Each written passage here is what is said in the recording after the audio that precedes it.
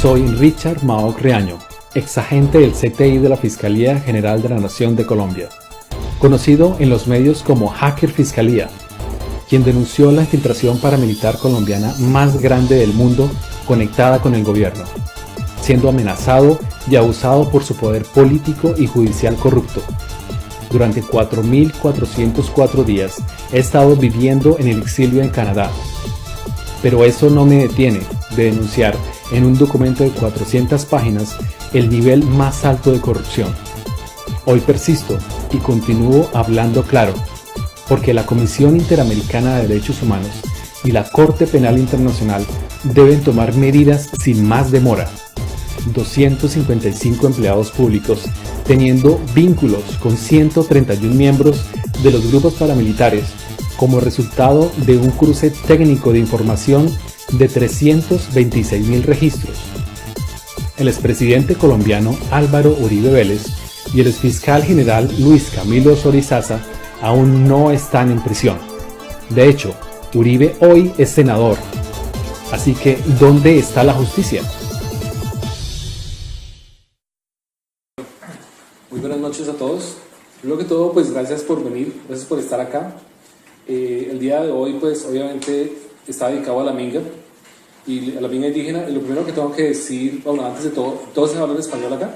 Entonces, lo primero que tengo que decir es que sobre la minga es que mi familia, por el lado de mi mamá, también tenemos esas raíces indígenas. Entonces, por ejemplo, en el caso mío, nosotros tenemos raíces con los ingas. Los ingas son un grupo como de los incas que entraron por Pasto y Putumayo y se asentaron en Colombia con el nombre de ingas. Entonces mis ancestros también son de los ingas, tenemos apellidos de los ingas, por el lado de mi mamá en Pasto. Entonces pues es un momento bueno para celebrar con la minga indígena también. Sí, de pronto es esa parte esa parte indígena que es la que como que no se deja, ¿no? Yo creo que hace que pues la gente, digamos, salga adelante y que si hay injusticia, entonces como indígena también defendemos esos derechos. Y ahorita pues desde Europa estoy intentando hacer esto, porque como ya comentaba aquí David, pues he estado ya, o sea, descubrí esto en el año 2002. En el 2002 obviamente me sacan de la fiscalía, me echan, y pues para mí fue muy impactante el hecho de que la Fiscalía General de la Nación, que debe ser una entidad que realmente merece respeto, pues descubrí que fue realmente la cuna de la infiltración paramilitar en Colombia. También por el hecho de que ellos manejan, pues obviamente, información oficial, información de casos judiciales, y esa información debería tener una cadena de custodia y debería ser manejada de la mejor forma.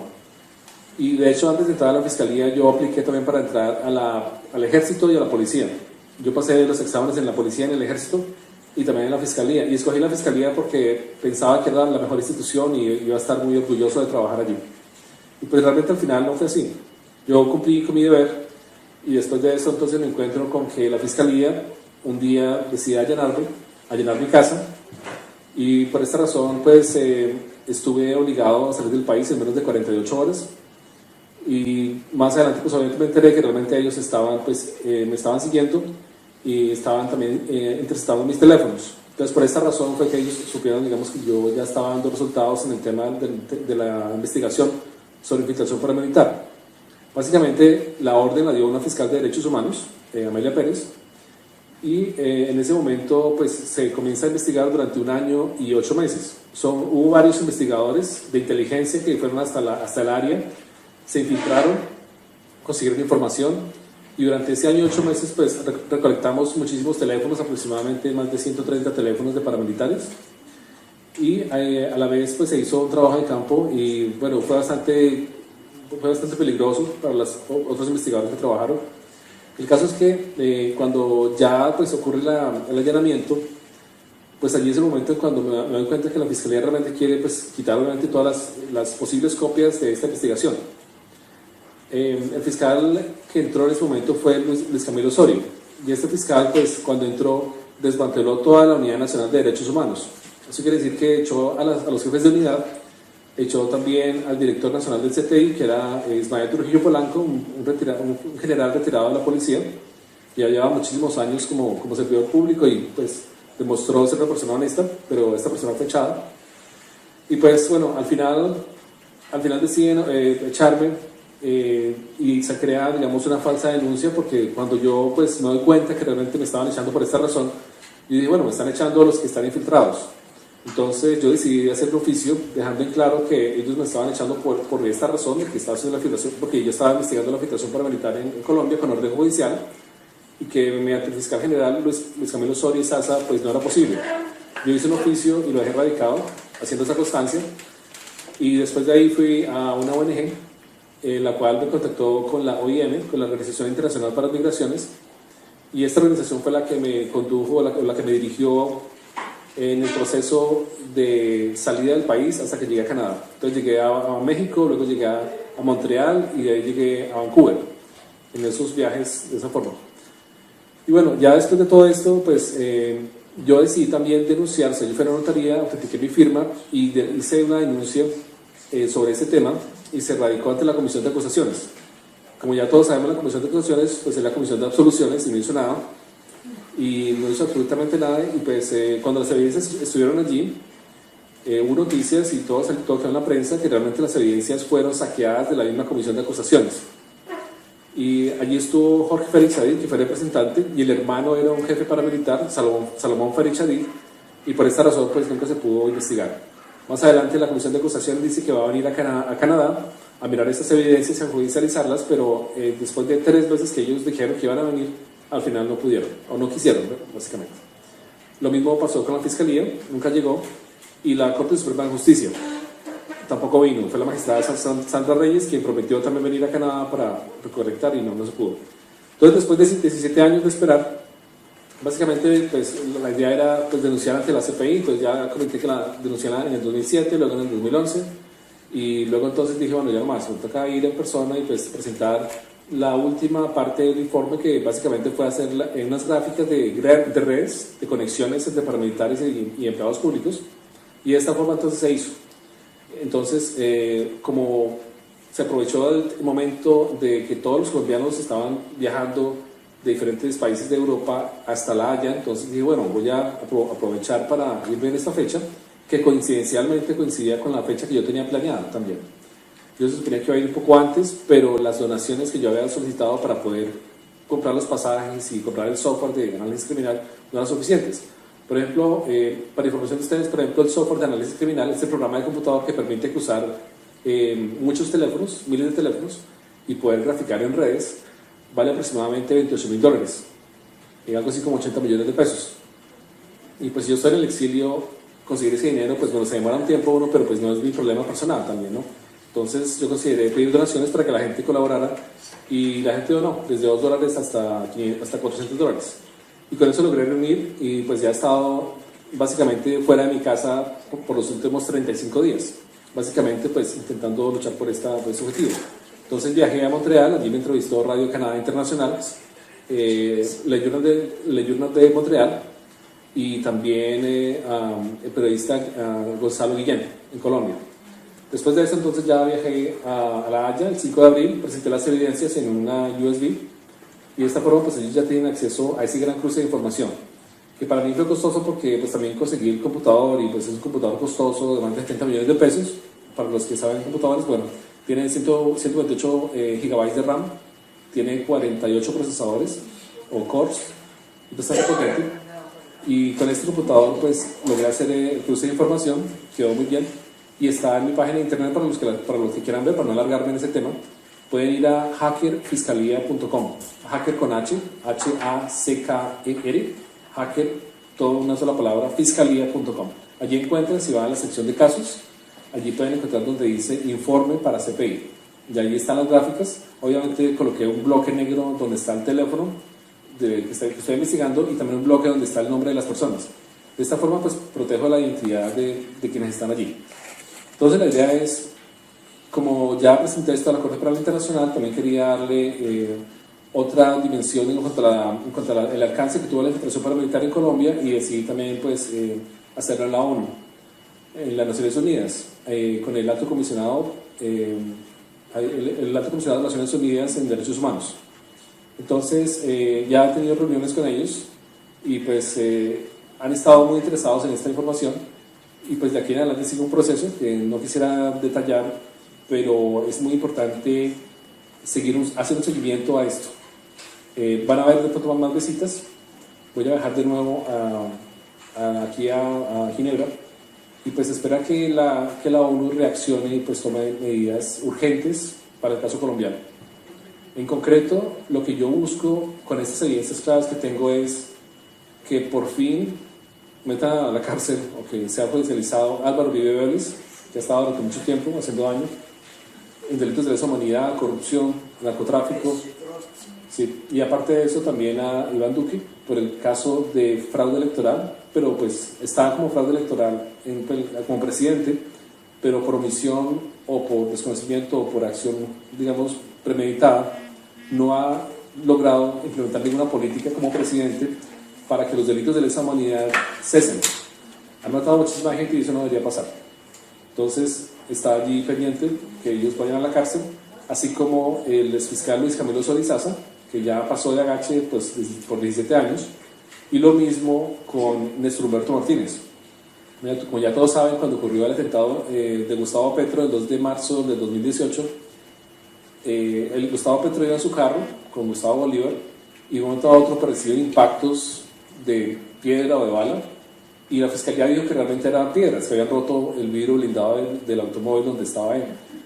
Pero basado en los sonidos que dejó ese ataque, yo pude analizar ese audio y descubrí que realmente eran disparos, porque cuando hay un disparo, que es básicamente un objeto a gran velocidad, impacta contra un sólido, ya sea un vidrio o un metal, eso produce cierta frecuencia. Entonces, bajo el análisis de frecuencia espectral, se descubrió que realmente corresponde a disparos, y el disparo deja una línea vertical nítida, amarilla, continua y permanente.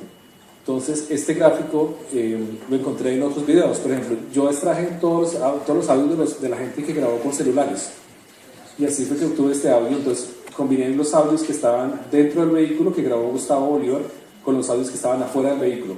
Los comparé y de allí entonces deduje la distancia entre los audios, y la velocidad de la bala ya la tenía. Entonces logré determinar por ecuación el espacio, y el espacio que me dio fue 59 metros. Quiere decir que estuvo un francotirador en el edificio gris que estaba enfrente y disparó a 59 metros en contra del vehículo. Es una evidencia técnica, científica, y cualquier otro perito en el mundo la puede hacer. Yo le dije a la fiscalía formalmente que iniciara una investigación únicamente haciendo la evidencia de audio forense. La fiscalía nunca respondió, ya ha pasado más de un año y no han hecho nada, como siempre. Entonces, por esa razón dijimos, ya es momento de ir a la CPI, y por eso estuve el 5 de abril. Luego entonces, durante estas semanas he estado en contacto con varios mecanismos que tiene las Naciones Unidas aquí, hablando con diferentes expertos. Los resultados han sido muy positivos, entonces yo espero que pues, las decisiones que tomen va a ser bastante, ojalá bastante rápidas, pero sí creo en las personas con las que estoy hablando, que son expertas en derechos humanos, y en general la ONU puede tomar una decisión importante. Es solo cuestión de saber comunicar, presentar las evidencias que tengo pues ya bien documentadas desde hace 17 años, y pues siento que hay fe, digamos, en lo que pueda pasar. Entonces pues esa es la buena noticia que les tengo. Yo pienso que hay posibilidad, digamos, de encontrar justicia, y pues la única forma de hacerlo es viniendo hasta acá y presentándome ante ellos y haciendo esto, y básicamente es porque tengo la responsabilidad moral con el país de entregar estas evidencias en las mejores manos. Entonces pues eso era todo lo que tenía que decir, y muchas gracias por estar acá. Gracias. ¿Hay preguntas para el compañero? Sí, sí.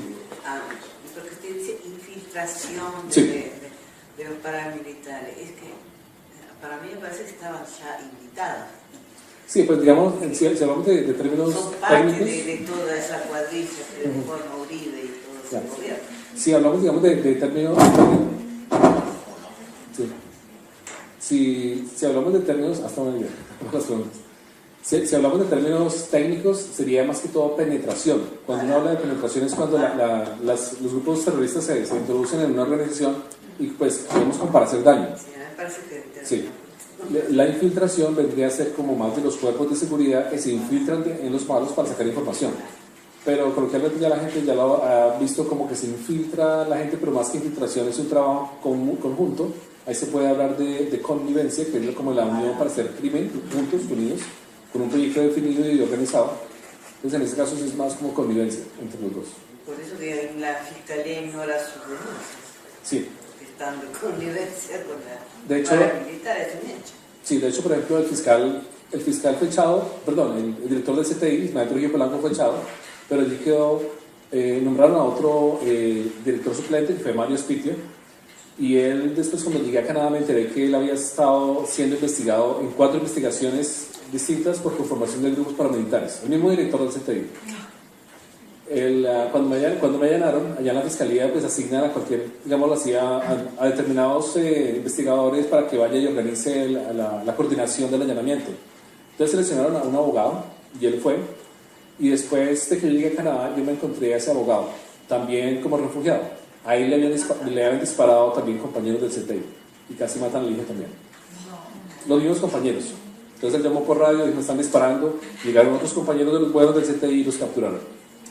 Pero así era, la guerra interna del CTI, pues obviamente era por el poder judicial que había configurado a Uribe Vélez para controlar las rutas de las drogas y obviamente para, pues en este caso, expropiar el país, básicamente entregarle el país a Estados Unidos y Canadá para que pues ellos puedan, digamos, explotar el país de una forma masiva y sin control, porque no había leyes claras para poder decirle a Canadá, a Estados Unidos, que hay unas leyes ambientales o que solo haga extracción de minerales hasta aquí y no toda la montaña, cosas así, ¿no? Entonces eso fue lo que produjo ese abuso de la extracción, ¿no? Eso está pasando en Brasil ahora, Sí. exactamente así. Entonces, por ejemplo, el problema que existe, por ejemplo, en el caso del petróleo es que las empresas canadienses y de Estados Unidos llegan a Latinoamérica, no solo a Colombia, digamos, a sacar estas extracciones, petróleo o minerales, y cuando eso sucede, entonces, como hay grupos paramilitares, entonces ellos los contratan para que les cuiden los equipos o los conductos de petróleo, y al final entonces terminan asociándose, y cuando ellos producen droga tienen que lavarla de alguna forma. Entonces pues le dan la droga a esas empresas mineras de petróleo, oro y carbón, y pues lavan el dinero de esta forma. Entonces es una connivencia también con los grupos paramilitares. Los grupos paramilitares pues desalojan a la gente, los indígenas o las comunidades que están alrededor de las mejores minas, y pues de esta forma pues hay delitos de lesa humanidad y la gente se queja. Entonces la gente se quejaba a la Comisión Interamericana de Derechos Humanos desde el 2013, y a partir de esa fecha entonces la Comisión Interamericana de Derechos Humanos ha estado insistiendo al gobierno canadiense que por favor haga algo al respecto. Desde el 2013 insistió hasta el 2017. Y pues de esta forma Canadá creó una figura llamada defensor del pueblo, del defensor del pueblo en la empresa responsable. Y de esta forma pues ya hay, digamos así, una especie de mayor control con respecto a las actividades que hacen las empresas canadienses en el exterior. Ya está creado, digamos, el cargo de papel, pero no existe una persona de carne y hueso allí sentada haciendo trabajo. Ya ha pasado más de un año. Entonces sigue habiendo un poquito de impunidad por ese lado. Yo también denuncio eso ante la CPI por el caso de que hay delitos de lesa humanidad y pues que Canadá no ha hecho en este momento, no ha tomado una decisión ya rápida. Ellos podrán tomar mucho tiempo para escoger la mejor persona, pero pues deben tener límites, ¿no? Para no excederse. ¿Nuevas preguntas? De pronto no, de algo, lo que quieran. ¿Okay? ¿Cómo está todas esas informaciones que usted tiene? Supongo que están en seguridad, ¿no? Sí, claro. Usted no está infiltrado, no lo han infiltrado y no lo han introducido. No, porque tenga cuidado, porque aquí en Europa está también peligrosa la cosa, porque hay mucho sapo. Sí, no, es cierto, sí. No, ya me han advertido. Mucho paraco y sapo refugiado. Sí. Sí, como las advertencias de Snowden, que vivía aquí en Ginebra y que para comunicar con la gente se ponía una capa que aquí está todo. Sí, todo lo grave, eso es cierto, es cierto. Sí, pues he tomado esas recomendaciones, pero más que todo he estado, por ejemplo, con personas de la Colombia Humana, y pues entre ellos se conocen, entonces ya saben quién es quién, y si viene alguien como extraño, entonces como que pues, lo preguntan, ¿no? Pero pues uno nunca sabe, ¿no? Nunca sabe. El caso es que ya quedan pocos días ya para irme, ya la próxima semana ya pues me voy, y pues ya seguiré trabajando con las personas que conocí acá de la ONU, y pues de esa forma seguiré viniendo en otras oportunidades para de pronto ir al Consejo de Derechos Humanos, y ya va a ser un tema más importante porque van a estar más países. Richard, ¿qué te llevó a denunciar a tus propios compañeros y denunciar la institución donde trabajabas? ¿Qué te llevó a eso? Lo que pasa es que en el pasado, cada vez que hacían un allanamiento, pues alguien les avisaba. Solo llegaba al allanamiento y la gente ya se había ido hace rato. Entonces, porque alguien les decía a los malos que nosotros íbamos a ir. Entonces, ocurrió muchas veces, y otras veces también ocurrieron acciones violentas en contra de los investigadores. Entonces, eso llevó a pensar a la fiscal que había gente infiltrada pues, dentro de la fiscalía, gente mala, de los paramilitares, y que tocaba investigar eso. Entonces, eso como razón dio para que esta orden judicial se diera. Y anterior a eso, por ejemplo, el que hoy es el director de la JEP, yo trabajé con él, Giovanni Álvarez Santoyo, y él, por ejemplo, con otros dos fiscales, el Beatriz Silva y otra fiscal de apellido Niño, creo que fue, me asignaron como el responsable para que yo fuera, digamos, a consolidar toda la información de los casos que tenían ellos, 4 casos importantes, los más grandes de derechos humanos en ese momento, y yo, digamos, consolidar, hacer una base de datos única, centralizada, para buscar mejor y para evitar el desgaste judicial. Quiere decir que, por ejemplo, si habían 2 fiscales haciendo allanamientos a una misma persona, pues no se desgastaban allí, sino que realmente podían sacar información y avanzar en forma independiente también en las investigaciones que cada uno tenía. Entonces esta fue la razón principal por la cual se inició. Y pues no teníamos ni idea al principio que Luis Camilo Solís-Saza estuviera allí, o que tuviera algo que ver el presidente Álvaro Uribe Vélez, o que incluso el Congreso estuviera, o que los honorables congresistas tuvieran algo que ver. Pero pues ya sabemos que más de 70 están en prisión y más de casi 150 están investigados, ¿no? Sí, entonces esa es la razón. ¿Alguien pregunta más? ¿No? ¿Curiosidad de algo? Listo. Entonces pues yo creo que ya eso es. Muchas gracias. Muchas gracias. Soy Richard Maoc Reaño, exagente del CTI de la Fiscalía General de la Nación de Colombia, conocido en los medios como Hacker Fiscalía, quien denunció la infiltración paramilitar colombiana más grande del mundo conectada con el gobierno, siendo amenazado y abusado por su poder político y judicial corrupto. Durante 4.404 días he estado viviendo en el exilio en Canadá, pero eso no me detiene de denunciar en un documento de 400 páginas el nivel más alto de corrupción. Hoy persisto y continúo hablando claro, porque la Comisión Interamericana de Derechos Humanos y la Corte Penal Internacional deben tomar medidas sin más demora. 255 empleados públicos teniendo vínculos con 131 miembros de los grupos paramilitares como resultado de un cruce técnico de información de 326.000 registros. El expresidente colombiano Álvaro Uribe Vélez y el exfiscal general Luis Camilo Solís-Saza aún no están en prisión. De hecho, Uribe hoy es senador. Así que, ¿dónde está la justicia?